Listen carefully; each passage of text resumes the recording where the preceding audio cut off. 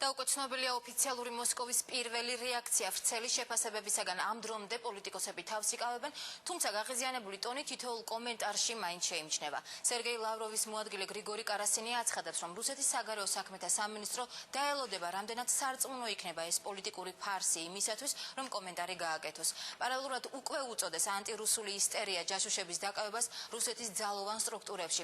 ეს არის საქართველოს მთავრობის მორიგი გამონაგონი, რომელიც მიმართულია ჩვენს ქვეყნებს შორის ისედაც დაძაბული ურთიერთობის გამწვავებისკენ.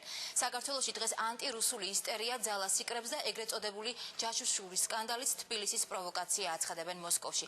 საგარეო უწყების კიდევ ერთი წყარო ჯაშუშობის ბრალდებით რუსეთის მოქალაქეების დაკავებას ანტირუსულ პროვოკაციად აფასებს. ჩვენ ღრმად ვართ აღშფოთებული რუსეთის მოქალაქეების დაპატიმრების გამო. აშკარაა ეს ნატო რუსეთის და ეუთო სამიტის წინ განზრახ გააკეთეს, რომ მაქსიმალური ყურადღება მიიპყრონ. რუსეთს კი ზიანი მიაყენონ. ასეთია ამ დროისთვის არსებული შეფასებები რუსულ პოლიტიკურ წრეებში. Провал такого количества агентов – это из разряда мировых сенсаций. ამდენი აგენტის კრახი დღეისათვის მსოფლიო სენსაციის ტოლფასი იქნებოდა. ამისათვის საჭირო იქნებოდა ძალიან ხანგრძლივი მუშაობა. ამას 10 წლეულები დასჭირდებოდა.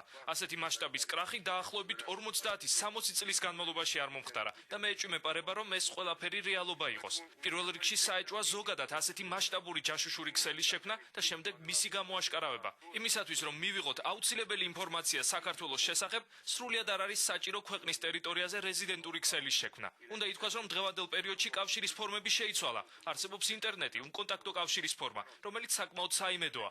მეკავშირეები მხოლოდ იმისთვის არიან საჭირო, თუ გადასაცემია დიდი ოდენობის თანხა ან საბუთების დიდი შეკვრა. დანარჩენი ყველაფერი ტექნოლოგიურ დონეზე ხორციელდება და ამიტომ მეკავშირე აღარ არის საჭირო.